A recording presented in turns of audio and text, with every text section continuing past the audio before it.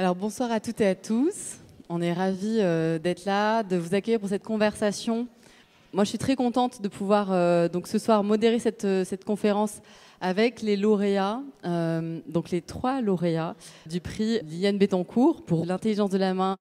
Alors, on va avoir dans cette première partie de conférence, vous aurez l'occasion de présenter l'intégralité de vos projets, mais moi, je voudrais dire 2 mots pour recontextualiser aussi.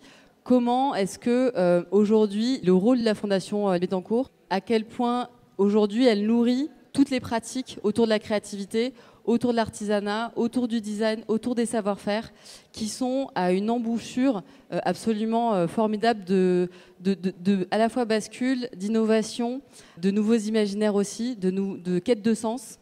Je pense qu'il y a un peu tout ça qui s'imbrique. Et aujourd'hui, c'est rare les fondations qui arrivent à embrasser à l'intérieur des critères de sélection de leur prix l'intégralité de ces sujets environnementaux et sociétaux. Comment est-ce qu'on peut suivre à ce point finalement les enjeux d'aujourd'hui ? Eh bien, c'est en ayant aussi des critères qui sont très ouverts. En fait, aujourd'hui, on candidate à... Donc, il y a 3 prix que je vais nommer le prix Dialogue, qui est un prix en duo entre un artisan d'art et un designer, le prix Talent d'exception et le prix Parcours. Alors le prix Parcours, c'est le seul prix pour lequel on ne candidate pas, mais pour lequel on est cherché, on est chassé, on est identifié. En revanche, pour les 2 autres prix, du coup, c'est des initiatives qui nécessitent de se manifester. Et aujourd'hui, je reviens juste 2 secondes sur ces critères et sur aussi comment est-ce que, en tant que fondation, on arrive à ne pas louper ce qui se passe aujourd'hui. Parce que le monde change vite, les pratiques changent vite aussi, et il faut à la fois pouvoir être ouvert et pas non plus susciter toujours autant l'intérêt de l'excellence, et en même temps pas louper les profils qui sont les plus avant-gardistes et les plus innovants. Et ça, c'est le grand talent, et c'est ce que la Fondation Bettencourt arrive excessivement bien à faire, de plus en plus aussi avec mais je pense que c'est tellement les préoccupations de tout le monde que du coup, c'était notamment dans les membres du jury cette année aussi, ces sujets environnementaux et sociétaux. Vous allez voir que à travers les postures, mais même finalement les matières et aussi les savoir-faire qui sont ce soir présentés à l'occasion de ces 3, de vous 4 du coup, mais pour ces 3 prix lauréats, ça transpire de tout ce qui aujourd'hui est inspirant et résonne avec les valeurs notamment de l'association, mais aussi de tout ce qu'on porte dans le podcast Où est le beau. Cette quête de sens aujourd'hui qui nous anime en tant qu'esthète, parce qu'en fait, on le rappelle, mais en tant qu'être humain, on est un des seuls à avoir justement conscience du beau. Et cet émerveillement, aujourd'hui, quand il est au service et quand il magnifie le vivant et tout ce qui, sans abîmer, en fait, que c'est quelque chose qui régénère, qui nourrit, je crois que ça touche davantage nos cœurs, et c'est quelque chose qui fait qu'on ne se lasse pas et qu'on va avoir envie justement d'avoir un rapport beaucoup plus émotionnel avec tout ce qui nous entoure, et notamment avec l'évolution des savoir-faire et des pratiques aujourd'hui. Alors Aurélia, Lucie, est-ce que vous pouvez peut-être nous raconter comment toute cette histoire commence ensemble et comment est-ce que vous êtes arrivés à faire cette symbiose entre votre pratique, ta pratique de design et une pratique d'artisanat, le tissage, parce que tisser du verre, on se dit mais qu'est-ce que c'est que comment c'est possible? C'est assez simple, en fait on était voisines d'atelier avec Aurélia aux ateliers de Paris, et on a passé 2 ans à s'observer l'une et l'autre, à essayer de comprendre un petit peu quel était le métier de chacune. On le dit brièvement là dans cet extrait, ça part en fait d'une opposition totale entre une matière, le verre, qui est lourde, froide, cassante, solide, dure, et le textile, tout en finesse, tout en souplesse, tout en lenteur aussi. Et du coup, je pense qu'on a bien aimé le défi, et on s'est dit est-ce qu'on pourrait pas essayer d'associer les deux et de faire que ce verre devienne assez souple pour qu'on puisse le tisser. Donc au début, on le dit, c'est une blague, mais c'était vraiment ça. Et puis en fait, derrière, il y avait les moyens pour démarrer un projet de recherche et développer cette fibre de verre.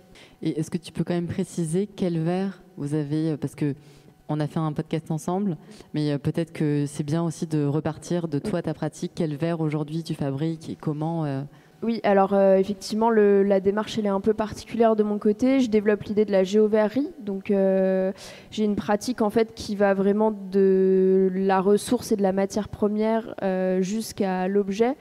Et je me place vraiment à l'interface entre un travail de laboratoire et un travail d'atelier pour développer des recettes de verre par bassin géographique à partir de déchets à valoriser localement à chaque fois. Donc c'est de la cuisine en fait. Je formule des recettes de verre à partir de ces coproduits à valoriser. Et on a démarré toutes les deux avec le verre marin glace, qui est le premier verre que j'ai développé en Bretagne en 2015. Et aujourd'hui, on développe à toutes les autres recettes de verre qui sont apparues depuis dans d'autres régions. Voilà. Et là, quand tu parles de déchets coquillés, enfin de déchets, c'est... À l'époque, c'était coquilles d'huîtres au tout début, ensuite coquilles d'ormeaux, et il y en a bien d'autres depuis. Et donc là, le verre glace, c'est coquilles d'ormeaux? Là, on a travaillé justement sur les deux teintes entre l'huître et l'ormeau, tout à fait. D'accord. Et alors toi, Aurélia, quand donc, tu observes Lucie aux ateliers de Paris voilà, travailler son verre, toi, parce que c'est aussi intéressant de savoir comment est-ce que... Donc tu dis que c'est une blague, mais... c'est toi Lucie qui a fait cette blague ou c'est toi Aurélia On aime bien blaguer toutes les deux en vrai, on rigole bien ensemble, mais en fait non, elle est arrivée effectivement avec des chutes de l'atelier de verrerie et un petit bol, et elle m'a dit mais t'en penses quoi? Et en fait c'est là où c'est intéressant, on le voit un petit peu dans le film, mais c'est le tissage à quatre mains, donc cette nouvelle chorégraphie aussi, c'est-à-dire de sortir aussi de nos solitudes entre guillemets d'atelier, de conduire à une nouvelle pratique, une nouvelle chorégraphie à deux. Et ça, c'était assez inédit dans nos corps de métier à toutes les deux, parce moi, j'ai absolument pas l'habitude de tisser avec quelqu'un dans mes productions habituelles. Et là, ça a été vraiment ça. Et les premiers tissages ont amené à une nouvelle matière, c'est-à-dire qu'on n'était plus dans le verre, on n'était plus dans le textile, mais vraiment dans une fusion des deux.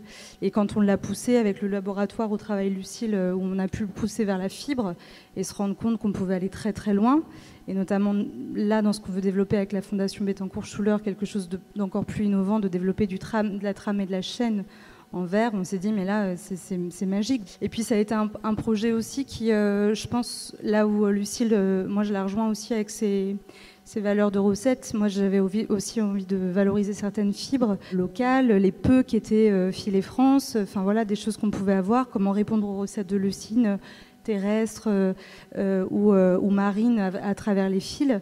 Et cette valeur-là, on avait aussi envie de la développer à travers la poésie de la matière par l'innovation. Mais je crois que toutes les deux, on s'est tout de suite... on s'est senti en parallèle sur une démarche on a envie de conduire l'innovation par cette rêverie, cette poésie dans chaque pièce qu'on développe, quoi. Et alors du coup, très concrètement, cette nouvelle matière, ça reste du verre, mais vous y avez ajouté des fibres? Enfin, pourquoi... Au jour d'aujourd'hui, on est à 50% de fils qui sont placés sur le métier à tisser, on le voit un petit peu dans le film, donc on tisse sur des fils textiles, de la trame de verre. Demain, ce qu'on aimerait faire, c'est... mettre une chaîne de verre et tisser aussi une trame de verre, 100%. 100% verre, ouais. Non mais c'est absolument... Parce que je trouve que ce qui est prodigieux, c'est... Alors, on l'a vu un petit peu et moi j'ai eu la chance de voir en vrai cette pièce qui est vraiment majestueuse. Et ça paraissait jusqu'à présent complètement impossible de pouvoir rêver demain tisser du verre. Et avec tout le vocabulaire que le tissage, peut-être que du coup certains, si vous êtes sensibles en fait à cette poésie-là, à ce langage, parce que le langage de la trame, c'est aussi un vrai langage qui a traversé les siècles et les siècles. Et donc aujourd'hui, en 2023, s'ouvre avec vous, grâce à vous, peut-être une nouvelle voie du tissage qui va nous emmener ailleurs. Et je trouve que aussi la poésie dans tout ça, c'est que le tissage, c'est quand même, ça vient de la terre. Enfin, c'est vraiment la graine qui devient fibre. Et marié avec l'univers de la mer, il y a une symbiose qui est absolument aussi magnifique qui se crée. Et je crois que on en parlera tout à l'heure, mais par rapport aussi à ce qui est important pour vous, je crois, dans les enjeux sociétaux environnementaux, ça a résonné très fort. Donc ça, c'est un point qui en plus de la prouesse d'innovation et de savoir-faire, je trouve fait que c'est totalement aligné et qu'aujourd'hui, ça augmente l'émerveillement quand on est face à votre pièce. Donc un grand bravo. Merci. Pascal, donc toi tu es tourneur sur bois. Est-ce que tu peux nous décrire aussi et nous raconter alors déjà voilà, d'où tu nous parles et présenter ta pièce et ce savoir-faire aussi qui est peu connu du grand public, peut-être rappeler comment tu travailles. Alors mon métier de base, tel qu'on l'a défini, tel que je me présente et puis qu'on a tenu à mettre en valeur dans ce prix, c'est tourneur sur bois. C'est-à-dire que je pars, ce que vous avez devant vous, des bouts de tronc bruts, très très bruts, c'est ma matière première. Alors en général, c'est même des grands morceaux de tronc, mais la pièce dans laquelle j'ai fait la pièce du prix, c'est vraiment un morceau de bois de 100 kg, comme ceux qui constituent la scénographie ce soir. Et puis, par tournage, par enlèvement de copeaux, je viens enlever 99% de copeaux à peu près, quand je ne me rate pas, pour arriver à quelque chose de très très fin. Et ce qui est génial, c'est que la structure naturelle du bois, elle est complètement naturellement, elle a des zones dures et des zones tendres, que je vais venir user, je cherche des effets d'érosion, mais de manière un peu accélérée. Et à la fin, on va se retrouver avec une dentelle, et la structure naturelle du bois, c'est comme une chaîne et une trame dans un tissage, c'est-à-dire qu'on a des cernes dures et des cernes tendres au fil des années.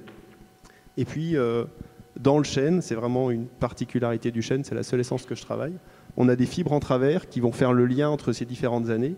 Donc ça constitue vraiment la trame, et c'est vraiment une caractéristique du chêne. Et ce qui est intéressant, et ce qui fait que j'adore cette matière, et plus ça va, plus je l'aime, c'est qu'en fait, un arbre, les motifs dans les cernes, ils vont refléter les conditions de croissance. Si les conditions de croissance sont très bonnes, on va avoir des cernes très larges. Et si les conditions de croissance sont difficiles, par exemple dans les années de sécheresse, on va avoir des cernes très fins. Donc au fur et à mesure des années, l'arbre il va faire comme une sorte de code-barre avec des motifs plus ou moins larges, plus ou moins fins, qui vont vraiment retracer toute son histoire, à la fois l'aspect climatique, mais aussi la richesse du sol, la concurrence d'autres arbres à côté. C'est vraiment un témoin, voilà. Et c'est ça qui va définir un motif très particulier, qui est propre à un arbre, à un terroir, à une forêt.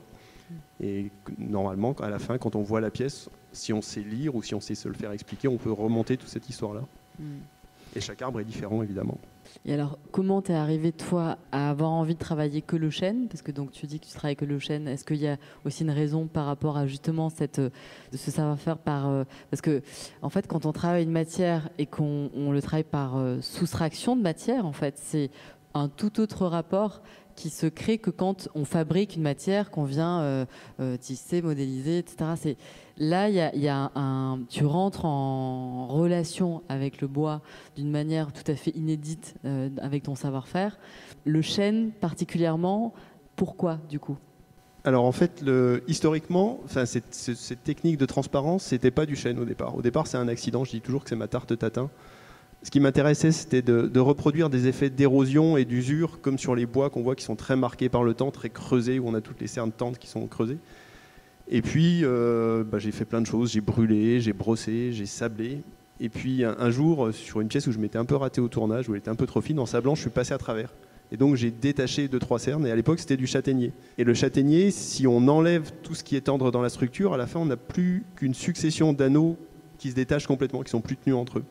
Et par hasard, en explorant la matière, en explorant les différentes essences d'arbres avec lesquelles je travaillais, je me suis aperçu que le chêne, dans sa structure, il avait cette trame en travers qui résistait. Donc l'usure, je t'obtiens ça par sablage.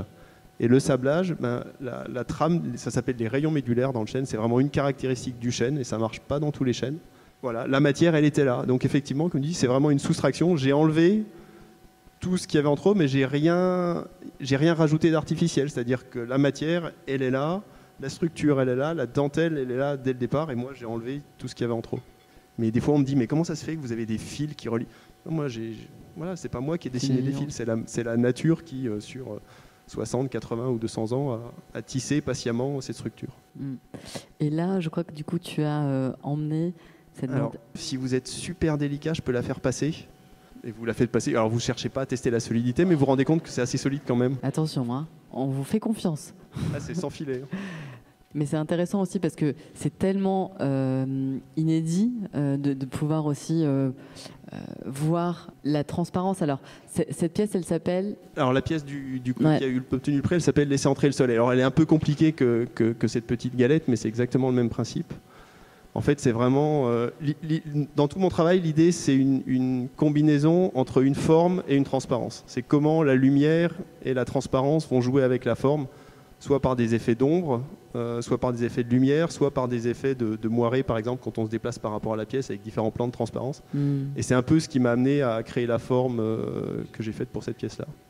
Et donc, laisser entrer le soleil, c'est aussi un hommage peut-être au fait que voilà, une forêt a besoin d'un écosystème, a besoin du soleil pour la photosynthèse, a besoin de tout ça. C'était aussi... Il y a ça, et puis l'idée, c'est vraiment la forme de cette pièce, c'est... elle a une forme... Mais comment tu peux la décrire? C'est super difficile, autant dire, quand je fais des vases ou des bols, je dis que ça ressemble à des vases et des bols, ou des galettes, ça ressemble à des chips ou des tranches de bois. Mais laisser entrer le soleil, je dirais que certains disent que c'est un peu comme un trou noir, donc on a une forme de cône qui va inviter à se plonger dans la pièce et puis à remonter vers le cœur où passe la lumière pour explorer année après année et lire toute cette histoire de l'arbre. Et c'est vraiment ça que j'ai envie de montrer, c'est que les gens se plongent dans la pièce, donc la pièce qui est en train de circuler. Alors c'est pas très radiophonique ce que je vais dire, mais si vous regardez les dernières années extérieures, vous verrez que les cernes sont très très fins. Et ça, c'est le témoin très brutal, très concret, très physique du réchauffement climatique, où les arbres, alors, je dis que moi j'habite à côté de Grenoble, donc les glaciers dans les montagnes, on les voit fondre à vue d'œil. Et les arbres, par contre, on ne voit pas comment ils souffrent de la sécheresse, sauf quand ils ont vraiment des dépérissements et qu'ils perdent leurs feuilles et qu'ils finissent par mourir. Mais concrètement, chaque année, ils souffrent et simplement ils poussent beaucoup moins parce que les conditions ne sont pas bonnes. Et les 4 dernières années, donc, alors j'ai pas encore la récolte 2023, mais en tout cas 2022 et les 3 années précédentes, on voit très bien que d'un seul coup, les arbres, il y a eu un changement très très brutal qui s'est jamais passé précédemment. C'est-à-dire que des arbres qui ont, moi je travaille des arbres qui ont 60, 80 ans, parfois un peu plus d'une centaine d'années, rarement plus. De temps en temps, on a des années de sécheresse et ça se voit très bien parce qu'on a une année très fine qui est très marquée, comme 76, comme 2005. Mais on n'a jamais eu ça en fait. Et donc il y a aussi ce message-là qui est de rendre visible ça de manière assez simple. Tout le monde peut regarder et compter les cernes d'un arbre et se rendre compte à quel point c'est impactant. On en parlera tout à l'heure aussi de ces enjeux. Peut-être qu'on peut désormais passer au dernier prix qui fête ses 10 ans, c'est ça, cette année. Ouais. Le prix Parcours a été décerné cette année à l'association l'ENAMAC. Et ici, on a la chance d'avoir Florence qui représente l'association ce soir. C'est une association qui existe depuis longtemps et qui aujourd'hui est récompensée pour l'authenticité et puis peut-être aussi la valeur dans l'écosystème et dans le secteur et en France aussi, parce que le sujet de la laine et du tissage est au cœur aujourd'hui de beaucoup de secteurs, à la fois la mode, le textile, dans l'ameublement aussi nous touche beaucoup. Oui, du coup l'association a été créée en 2009 et pendant plusieurs années, Géraldine Cauchy, qui est donc la directrice, a été seule. Puis elle a été rejointe en 2012 quand il y a eu le centre de formation qui s'est créé.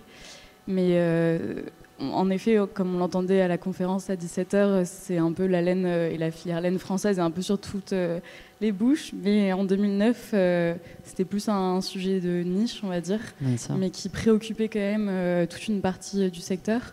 Et je pense que chaque filière a sa spécificité. En l'occurrence, la laine, c'est une filière qui contient des éleveurs et aussi donc des cheptels, qui est une vraie, c'est vraiment tourné aussi vers l'animal. Et en fait, l'association, elle a été créée en Creuse, qui est un territoire que je rappelle, qui est entre Limoges et Clermont-Ferrand, pour ceux qui le situent mal sur la carte, qui est un territoire qui est baigné dans l'élevage et aussi dans ce patrimoine incroyable. Qui est la tapisserie, la tapisserie d'Aubusson. Et donc en fait, c'est une association qui s'est créée en voulant aussi réunir ces différents acteurs qui sont donc les éleveurs. On a aussi la chance d'avoir 2 filatures sur le territoire, 2 manufactures de tapisserie d'Aubusson qui sont donc reconnues comme une indication géographique. Et puis tout un tas d'artisans qui se sont créés, un écosystème qui s'est créé au fur et à mesure de ces années, puisque en fait, ça a attiré naturellement des personnes qui étaient attirées par le textile. Et donc l'association s'est créée d'abord dans ce territoire très spécifique de la Creuse. Puis au fur et à mesure des années, forcément, ça s'est étendu au niveau plus national. Et puis ça a pris une autre tournure qui est celle de l'artisanat d'art et des métiers d'art aujourd'hui, mais qui n'a pas toujours été ça, puisqu'en fait, l'association se crée au fur et à mesure des requêtes des adhérents, des personnes qui viennent et qui nous rencontrent pour nous faire part de leurs problématiques, souvent en fin de compte. Et du coup, là, dans le panel des personnes qui viennent vous voir, ça va depuis les éleveurs jusqu'à... Est-ce que tu peux aussi nous tisser un petit peu cet éventail de profils qui composent l'association et qui sont aujourd'hui, qui font vivre les NAMAC? Donc on a des éleveurs qui nous ont, là très récemment, plusieurs éleveurs qui nous ont rejoints, donc c'était vraiment hyper chouette pour l'association d'avoir vraiment tous ces profils-là qui constituent la filière. On a beaucoup d'artisans donc, qui travaillent la matière. Comme je disais, manufactures, donc qui sont plus sur des modèles qui se rapprochent de l'industrie, donc qui sont à des échelles quand même plus conséquentes. Et en fait, l'association s'est basée sur ça, et nos 4 missions, on va dire, se sont construites en fonction de ces profils-là. Donc, ça a commencé, donc, comme je disais, avec ce centre de formation, puisque un des grands enjeux, et qui est commun à toutes les filières françaises, j'imagine, cette transmission des savoir-faire rares. Donc ça, c'était très important. Ensuite, on a eu aussi justement cette relocalisation de la filière laine et de ces laines françaises. Et puis la reconnaissance de ce patrimoine culturel à travers les indications géographiques, comme je le disais. Et j'en oublie forcément une, qui serait le soutien des entreprises. Ouais, je ne sais pas si certains dans la salle connaissent le programme d'accélération d'entreprise au Mylen, mais ça a été créé donc, il y a à peu près 6 ans pour justement accompagner les entreprises à être pérennes, mais surtout à aller chercher un savoir-faire qui soit de plus en plus qualitatif pour accéder à des marchés de niche. Parce que du coup, aujourd'hui aussi, c'est que c'est susciter l'envie pour cette ressource qui est en plus renouvelable en France, tu le disais, mais donc du coup, tous ces cheptels et cette ressource qui est pas suffisamment encore aujourd'hui valorisée à sa juste mesure, parce qu'on entendait dans la conférence précédente qu'il y a encore des grandes quantités de laine qui sont brûlées, ou en tout cas qui ne sont pas exploitées, entre guillemets, qui ne sont pas mises en œuvre pour le textile. Et donc aujourd'hui, est-ce que vous sentez aussi peut-être parmi les nouveaux adhérents des jeunes ou des profils un peu nouveaux, inédits, qui font vivre le cœur battant de l'ENAMAC? Je pense que c'est pas anecdotique, mais par exemple, on est deux jeunes diplômés, moi et ma collègue Maëlle Petitjean, qui sort donc de l'ENSI Mémoire des Arts Décoratifs, à avoir eu envie de rejoindre une association en Creuse. Donc on parle de personnes qui ont fait 5 ans d'études à Paris et qui sont destinées normalement à travailler dans toutes ces entreprises qui décident malheureusement de rester à Paris. Et je pense que toutes les deux, on a eu cet attrait-là pour... Déjà, faut le dire, et je pense que c'est ce qui a été reconnu par la Fondation Bettencourt, c'est la très grande intégrité de l'association, qui a notamment donc, été quand même portée par Géraldine Cauchy, mais tout un tas d'autres personnes sur le territoire en Creuse, et notamment aussi la région Nouvelle-Aquitaine qui a soutenu ce projet-là pendant toutes ces années. Et puis oui, il y a plein de choses qu'on ne dit pas sur la filière laine, ou peu, ou peut-être que c'est pas connu de tout le monde, mais en effet, c'est 14 000 tonnes de laine qui sont produites chaque année, et qui sont malheureusement pour la plupart brûlées. En fait, ça arrive tous les jours que des personnes nous contactent, mais vraiment par un simple appel, pour nous dire voilà, près de chez moi, il y a cet éleveur-là qui ne fait rien de sa laine, j'ai envie de remonter une filière laine. Et puis on est là, oui, nous aussi, on essaye depuis toutes ces années, quoi. C'est vrai que c'est actuel, mais c'était déjà là et c'était déjà problématique. Et chacun essaye d'emporter une grande quantité de laine, donc on voit que c'est fait plus sur l'industriel par d'autres collectifs.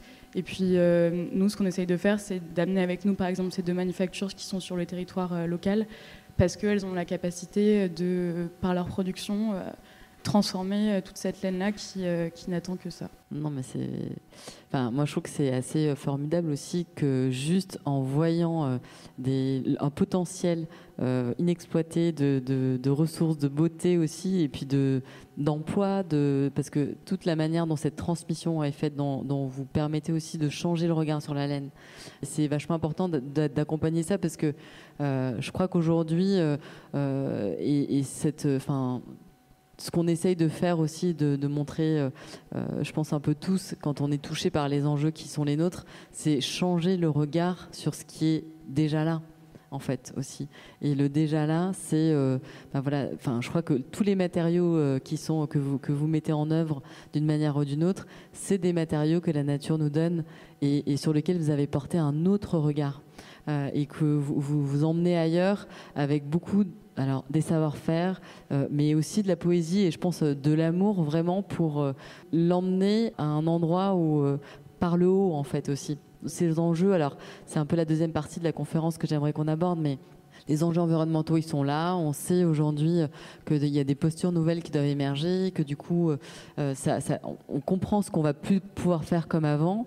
En revanche, comment on va faire pour faire autrement? Où est-ce que nos désirs vont atterrir maintenant qu'on a compris tous ces enjeux? On a besoin d'être inspiré et on a besoin de prendre des risques et on a besoin aujourd'hui innover, mais innover pas comme des têtes brûlées en étant complètement hors sol. Et c'est pour ça aussi que je trouve que votre travail, Lucille et Aurélia, est absolument extraordinaire. C'est que alors moi, Lucille, je suis une fan de la première heure de tout ce que tu fais, de tes recherches, parce que quand même, la géoverrerie, c'est un truc de dingue. Tu arrives à faire du verre sans sable aussi, parce que tu t'es attaché à ton territoire, tu as essayé de regarder ce qu'il y avait autour, en profusion, en abondance, ces gisements aléatoires en fait. Tu allais directement parler avec tous ces producteurs. On le voit, dans tout ton travail pour le suivre depuis longtemps, ce lien que tu as avec les personnes qui habitent le lieu, tu vois, et que du coup cette terre-mère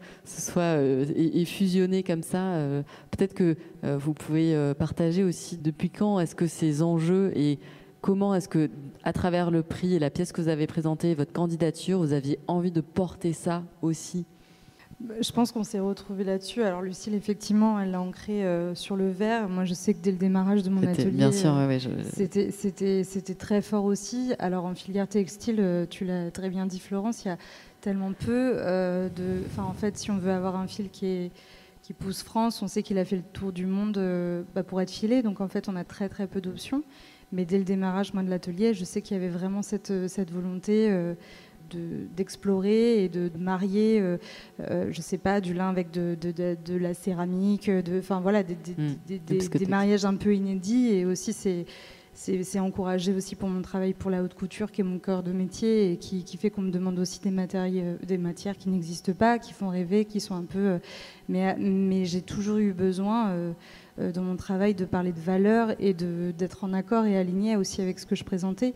Et je pense qu'avec Lucille, ça a encore plus grandi dans notre projet et qu'on a encore plus envie encore de le faire éclore à travers les territoires et de nouvelles recherches de territoires dans le futur.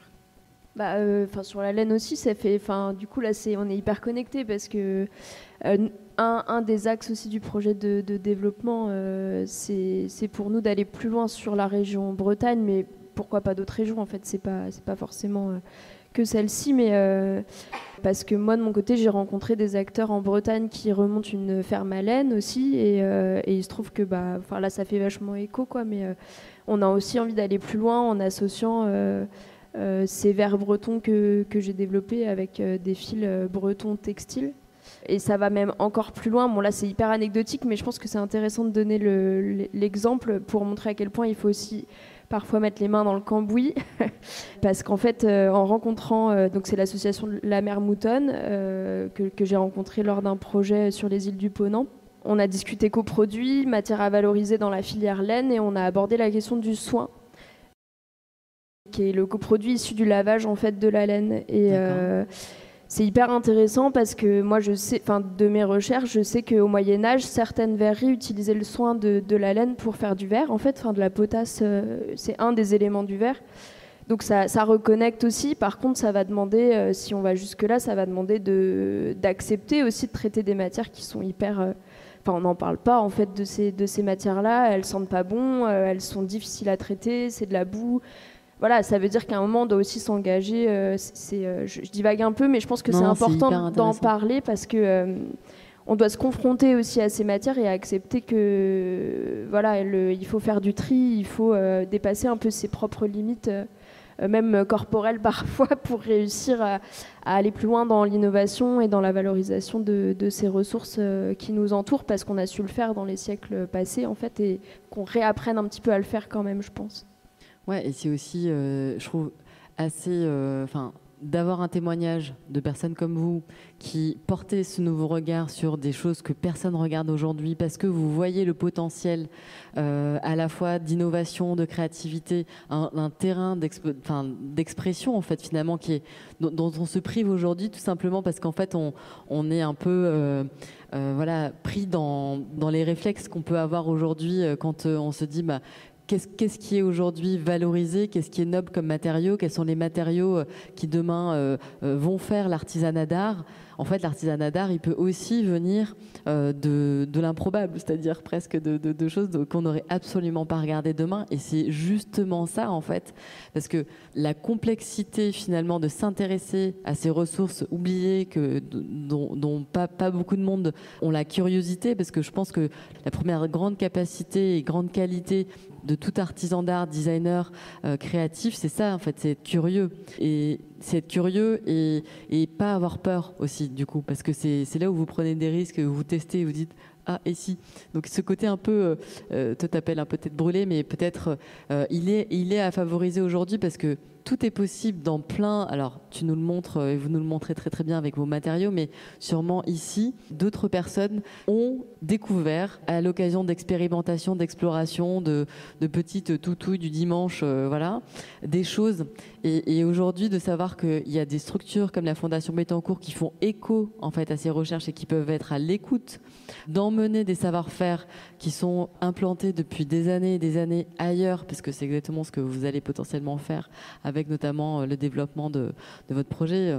C'est la question que j'allais vous poser, quelles sont les ailes que vont vous donner ce prix? Et donc vous répondez comme ça. Je trouve ça, mais c'est absolument génial parce qu'il y a aussi cette dimension où pour tout ça en fait il faut des moyens aujourd'hui et c'est compliqué quand on est designer de pouvoir financer toute cette recherche parce que pour envisager, avoir le temps de rechercher de manière un peu archéologique en fait comme vous pouvez le faire, qu'est-ce qui se passait avant et comment c'est un peu rétro-futur en fait votre aventure quoi, c'est-à-dire qu'est-ce qui se passait avant pour mieux se projeter demain, mais il faut avoir le temps en fait de faire ça, il faut pouvoir être suffisamment aussi à l'aise pour ça et donc avoir des prix qui sont dotés comme le sont aujourd'hui celui de la Fondation Bettencourt, c'est une immense chance qu'on a en France et donc peut-être aussi un message à des futurs lauréats ou en tout cas des gens qui...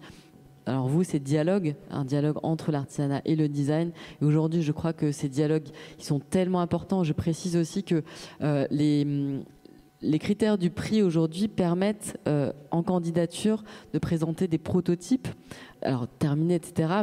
Mais voilà, on sait aujourd'hui quel est le coût parfois de certaines recherches et donc c'est aussi des signaux comme ça que fait la Fondation de pouvoir s'adapter à l'évolution aujourd'hui des secteurs et des pratiques, d'accueillir non pas que des pièces finies mais aussi des prototypes ultra aboutis. Mais quand même, ça c'est important de le dire. Peut-être que Pascal, alors toi tu disais que du coup tu te rends compte en travaillant cette matière que du coup tu lis en fait la vie des arbres finalement. Tu es le premier au contact de tout ça quand tu les découvres et tu témoignes. Donc aujourd'hui on le sait, hein, les écosystèmes souffrent en fait aussi de la sécheresse notamment. On sait en plus aujourd'hui que les arbres font pleuvoir. C'est tout un espèce d'écosystème hyper vertueux d'appel de l'eau des arbres avec en complicité avec le mycélium, la photosynthèse et tout ce que... Enfin, tous les cycles merveilleux de l'eau et du vivant. Toi, dans ta pratique, tu as aussi eu envie de finalement te mettre toujours au contact de ton territoire et presque d'aller choisir aussi les arbres. Comment est-ce que ce rapport avec peut-être le monde forestier, etc., te nourrit et a guidé ta pratique un peu toujours ? ce qui est génial, là, on parle de filière et le bois, c'est aussi une filière. Et ce qui est marrant, c'est que dans ma manière de travailler le chêne, en fait, je touche plein de gens qui n'ont jamais vu le chêne comme ça. Et ça m'est arrivé d'aller sur des chantiers de coupe avec des gens de l'ONF ou des bûcherons. Et je leur dis, bah voilà, le tronc, est-ce que vous pourriez le couper comme ci, comme ça? Et ils ne comprennent pas ce que je veux. Et après, je sors une galette comme celle qui a circulé. Et ils regardent, et d'un seul coup, ils se rendent compte que le chêne, bah, c'est une autre, ça peut être autre chose que des poutres et des tables massives. Et ce qui est génial, c'est que c'est une rencontre avec des gens de l'ONF, des tonneliers, des fabricants de cognac, des parquetteurs. Et en fait, mais tous les gens qui aiment les arbres, en fait, des auteurs sur le projet que je vais pouvoir faire avec la Fondation, j'ai commencé à solliciter certains auteurs parce qu'en fait, dans mon travail, il y a aussi une vertu pédagogique, c'est-à-dire de rendre visible tout ce dont je parle sur cette histoire de l'arbre. Alors, si je suis là pour l'expliquer, je peux vous l'expliquer, mais l'idée, c'est que dans le projet, c'est de m'associer avec des auteurs qui parlent très bien des arbres, qui en parlent sûrement beaucoup mieux de moi, ou des scientifiques, ou des botanistes, et qui peuvent faire cette médiation et d'expliquer et de faire ce lien entre le bois, la forêt, le terroir, où il a poussé, dans quelle forêt, est-ce que c'est une forêt publique, est-ce que c'est une forêt privée. On peut lire plein de choses et c'est pas très compliqué à comprendre, il faut juste que quelqu'un l'explique.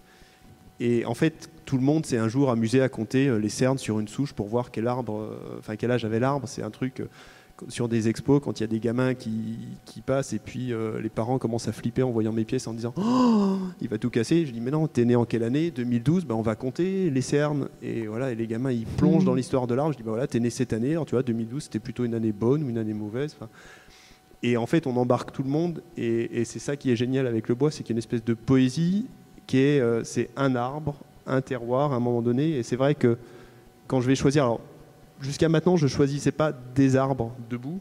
D'abord parce qu'il y a un peu un truc schizophrène, mais l'idée de couper un arbre pour en faire une œuvre, une sculpture, même si c'est pour obtenir le prix, ça m'embête. Donc j'ai une vraie problématique avec ça et j'ai l'impression que ça va me travailler dans les années qui viennent. Donc jusqu'à maintenant, je déléguais ça puisque j'achète des troncs qui ont déjà été coupés pour d'autres choses. C'est censé devenir des planches de parquet, des traverses de chemin de fer ou des tonneaux de cognac. Et puis moi, je viens au milieu de cette filière-là et je dis je prendrais bien celui-là plutôt qu'il finisse en planche de tonneau. Mais il manque quand même un bout. Parce que... Oui, mais déjà, en fait, tu y apportes une préciosité. C'est-à-dire que là, le fait de faire de la dentelle pratiquement avec... voilà, on porte un regard quand on voit tes pièces sur le bois que rarement quelqu'un nous a permis de voir, si tu veux, ou d'envisager. Et ça, déjà, ce travail sur nos imaginaires et sur comment est-ce qu'on se représente le bois et sa préciosité aujourd'hui, parce que le bois, il a beaucoup de vertus. Beaucoup de gens commencent à s'intéresser au bois pour la construction, pour plein de trucs, mais en fait, on va pas pouvoir tout faire en bois non plus, parce que le bois, il a il met du temps à pousser. Aujourd'hui, c'est compliqué. Le stress hydrique et le fait que certaines forêts ont été peut-être plantées, cultivées un peu comme des monocultures, fait que on a des enjeux autour de tout ça, donc on va devoir porter un regard attentionné, un regard amoureux aussi sur le bois. Donc ça, c'est le premier élément. Et puis après, peut-être demain, tu auras peut-être envie de travailler du bois de taillis, ou peut-être que tu vas te rendre compte que dans le glanage ou dans des éléments aussi comme ça, tu vas pouvoir exprimer autre chose. C'est effectivement ce que j'essaie de... Alors, tous les morceaux que je travaille, je sais d'où ils viennent quand ils ont été coupés. Et typiquement, cette petite galette qui a circulé. Quand on coupe un arbre, en général, les bûcherons, ils coupent le tronc est valorisé. Et puis le reste, les branches, on n'en fait rien. Soit ça pourrit en forêt, soit on fait de la plaquette, soit ça fait éventuellement du bois de chauffage. Et c'est complètement idiot parce qu'en fait, c'est du bois qui a quand même un intérêt. Et cette petite galette qui fait une vingtaine de centimètres, elle vient d'une branche que j'ai glanée sur le chantier d'abattage et qui ne serait rien devenue, alors qu'en fait... Elle raconte aussi plein de choses et c'est l'idée du projet que je vais essayer de réaliser, c'est travailler un arbre entier pour essayer de tout valoriser parce que chaque morceau de l'arbre a une histoire, chaque arbre a quelque chose à raconter et chaque morceau de l'arbre a quelque chose à raconter. Et effectivement, ça change de l'idée du chêne massif qu'on se fait habituellement. Donc ça, je trouve ça bouscule un peu les imaginaires et puis la manière dont on dit qu'il faut travailler le bois, ce qu'on apprend dans les écoles, de dire voilà, il faut que le bois il sèche, il faut pas garder le cœur, il faut pas garder l'aubier. Et puis en fait, une fois qu'on connaît la matière, en fait, on peut faire sauter toutes les limites et puis et puis on oublie tout ça. Donc il faut avoir une vraie curiosité de la matière. Je pense que c'est quelque chose c'est essayer d'aller pousser plus loin dans la matière, de se rendre compte qu'on peut faire des choses et puis d'expérimenter, des fois de se rater, des fois de passer des jours sur une pièce puis à la fin ça casse, ou une expérimentation, une recette de chimie qui ne marche pas et puis des fois ça marche. Combien de temps d'ailleurs, parce qu'on a l'impression que ce travail il est presque méditatif, quoi, que tu ne peux pas t'arrêter tellement il y a quelque chose qui est... ces pièces, parce que ce rapport de soustraction à la matière, très concrètement, comment est-ce que tu le travailles? Tu l'expliquais un tout petit peu à l'occasion de la remise du prix, moi ça m'avait marqué. Ouais. En fait, je travaille que du bois vert, donc du bois qui est frais. Si moi je m'arrête, lui il va pas m'attendre. Donc à partir du moment où je mets un morceau de bois sur le tour, je vais jusqu'au bout du tournage, 100% de la forme et de l'épaisseur. Je peux pas m'arrêter. C'est vraiment, je ne m'arrête pas du tout. Je vais pas manger, je vais pas faire de pause, voilà. Et la pièce du prix, il se trouve que le matin, j'ai tenté une autre pièce que j'ai ratée en cours de route. Enfin, ça s'est mal passé. J'aurais pu pas être là devant vous ce soir. Et puis, donc, j'ai arrêté la pièce avant qu'elle m'explose à la tête. Et puis, j'étais pas content de moi, j'étais pas content du bois. Et donc, j'ai remis une autre pièce sur le tour à 3h de l'après-midi. Et j'ai tourné 12 heures non-stop jusqu'à 3h du matin. Et ça s'est super bien passé. Bon, c'était 130 kilos de bois au départ. À la fin, il devait rester 2-3 kilos. Mais il y a cette matière. Si je m'arrête à un moment donné, la partie qui est déjà tournée, elle va vouloir sécher, elle va vouloir se déformer. Les ondulations dans ce travail, c'est vraiment la nature qui travaille pour moi. C'est-à-dire que moi, je le rends possible par la finesse. Et ensuite, c'est toutes les contraintes. C'est ça aussi qui est intéressant. C'est un dialogue, quelque part, avec la nature, où les tensions qui sont dans le bois, son histoire, la manière dont les cernes ont poussé, tout ça, ça va donner une forme.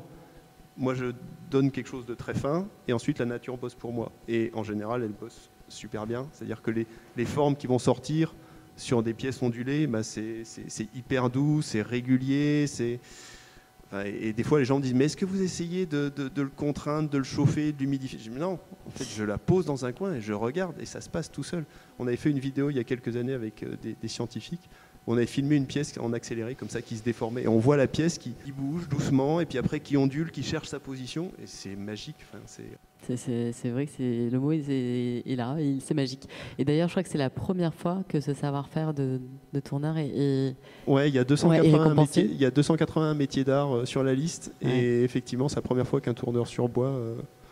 Donc voilà, c'était quand on a discuté sur quel était parce que je me présente comme tourneur-sculpteur. Parce que tourneur, les gens pensent balustre, pied de table. Donc c'est un peu restrictif à mon avis.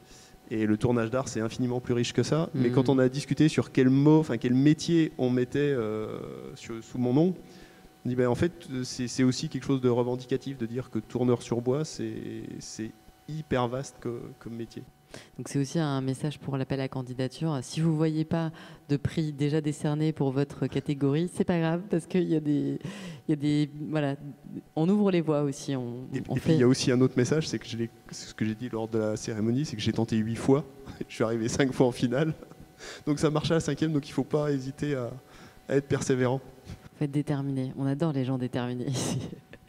Peut-être pour les NAMAC, du coup, en quoi la récompense aujourd'hui du prix Liliane Bettencourt pour l'intelligence de la main va vous donner des ailes? Comment est-ce que aujourd'hui l'association a envie de se déployer? Vers quoi elle va aller? Qu'est-ce que ça va lui permettre de faire?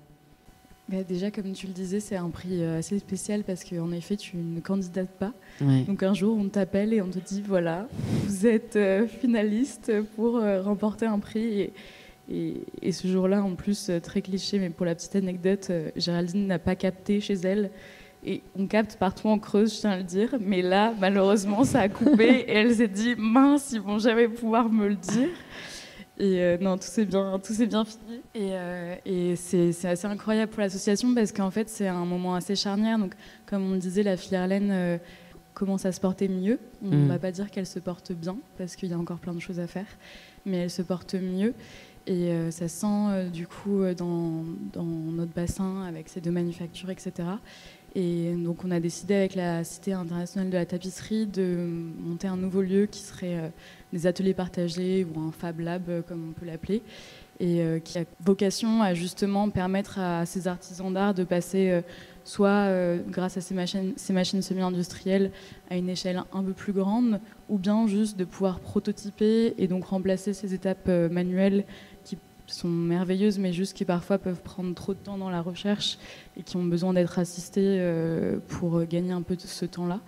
De passer au prototypage, de peut-être faire des ponts avec des industries, de venir compléter en fait ce que certains designers peuvent faire en industrie, mais sur une peu plus petite production qui fait écho à ce qu'ils font en plus grosse production. Donc on est en train de monter ce lieu-là qui ouvre là ses portes. On accueille du monde la semaine prochaine. Génial. Ouais.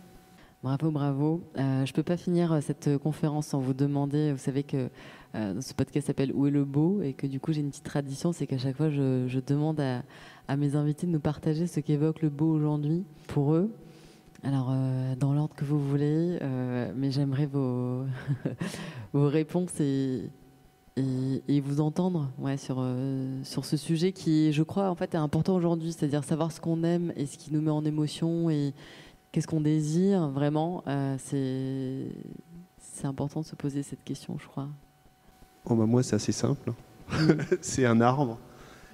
Non, mais ça se voyait un peu sur le film. Alors il se trouve que dans le film, on allait filmer un chêne remarquable qui avait plus de 300 ans, qui est au-dessus de Grenoble. Et être un mois de novembre ou un mois de janvier en forêt, quand il fait beau, avec des arbres, qui a un petit froid sec, mais un petit ciel bleu, et puis des arbres qui se détachent devant. Enfin, what else, quoi. Voilà, ça fait partie aussi des choses que j'adore dans mon boulot. J'ai eu une vie antérieure qui avait rien à voir. Mais les jours où je me retrouve en forêt et que je patauge pas dans la boue et que je suis au milieu des arbres, je me dis voilà, il n'y a rien besoin d'autre. Ce qui m'avait vraiment frappé pendant la cérémonie justement de la remise des prix, c'était justement ces récompenses qui récompensaient des matières qui étaient vraiment vivantes. Donc, je crois que c'est quand Pascal, tu l'as dit, cette histoire de cerne, où tu avais pu voir la raréfaction de l'eau, la sécheresse qui s'amplifiait. Se dire c'est vraiment un matériau vivant, de voir justement là où tu vas travailler, Lucille, depuis toutes ces années en Bretagne, vraiment ces coproduits de certaines industries, ou bien ce que tu glanes, juste de voir votre pièce qui est vraiment vivante, on sent ça. Et puis la laine aussi qui, comme le bois, peut témoigner en fait du bien-être de l'animal durant tous ces mois. Donc il y avait vraiment cette question des matières vivantes qui étaient sur la table en tout cas.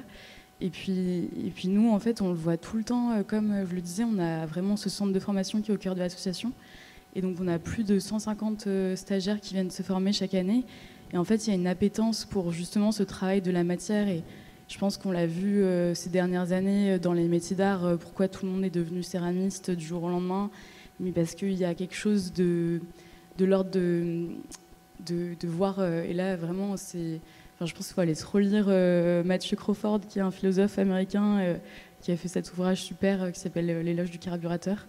Et qui, justement... dit en fait, mais il y a ce travail de la main qui permet à chaque individu de voir le monde se transformer à travers son identité propre. Et nous, on le voit de ces personnes qui passent par l'association et qui ont envie de se former. Et puis ça commence souvent aussi par des femmes, ça peut paraître très cliché, mais c'est vraiment la réalité des femmes d'éleveurs qui montent des entreprises aussi de la laine parce que en fait, elles voient justement toute cette matière qui n'est pas utilisée. Et souvent, la première approche de la laine, ça va être le feutre. Et au même titre que dans la céramique, ça va être par exemple le tournage. Peu importe, il y a vraiment cette matière brute qu'on voit se transformer et il y a quelque chose de magique qui se produit en voyant ces écailles de la fibre qui viennent s'entremêler entre elles et qui forment à la fin un textile. Et c'est vraiment le textile le plus basique, c'est un feutre, quoi. Et juste de voir ces personnes-là qui découvrent qu'elles peuvent transformer de la matière, c'est assez formidable, je dirais, c'est assez beau. Ouais, c'est très beau, et puis c'est aussi du coup un élan, on a l'impression de prendre soin de ce qu'elle voit, et ça c'est super. Mais je pense qu'on est assez alignés avec Lucille sur le fait qu'on est toutes les deux sur le beau, que c'est pas un critère, que c'est vraiment une émotion. Et que c'est une combinaison de plein de choses qui fait que ça nous émeut et tous à notre manière et surtout indépendamment les uns des autres. Je pense que là-dessus, c'est ce qui nous conduit en tout cas sur le chemin justement de garder toujours en lien cette poésie, cette émotion et d'être conduit par ça avant tout. Ouais, ça, c'est un beau message de fin, se relier à nos émotions, parce qu'en général, notre corps ne trompe pas, et quand ça vibre ici, c'est qu'il y a quelque chose, un message fort, donc voilà. Merci beaucoup. Je profite du coup pour partager le fait que si, alors parmi vous ou celles et ceux qui nous écoutent aujourd'hui, ont envie, sont inspirés par le prix, par la fondation, ils se disent peut-être que moi aussi, en fait, ça peut marcher. Peut-être qu'en fait, si, c'est possible. Parce que oui, c'est possible aussi. Les critères sont là. Tout est détaillé. L'appel à candidature est ouvert jusqu'en mars prochain. Donc voilà, je pense qu'aujourd'hui, se refaire confiance aussi, qui est important. Et croire en ses idées, parce que si on ne croit pas en ses idées, il n'y a personne qui croit en nous pour nous. Donc ça aussi, c'est important. Alors qu'on soit en duo, designer-artisan ou talent d'exception, voilà, allez-y, parce que c'est un prix qui est formidable, c'est le prix le plus doté en France, et donc du coup c'est aussi des prix qui permettent de faire réellement des parcours, d'avoir un impact qui est fort, et ça aujourd'hui il faut pas louper ces opportunités là qui sont présentées. On a la chance d'avoir tout ça, donc allez-y, c'est possible. Merci beaucoup.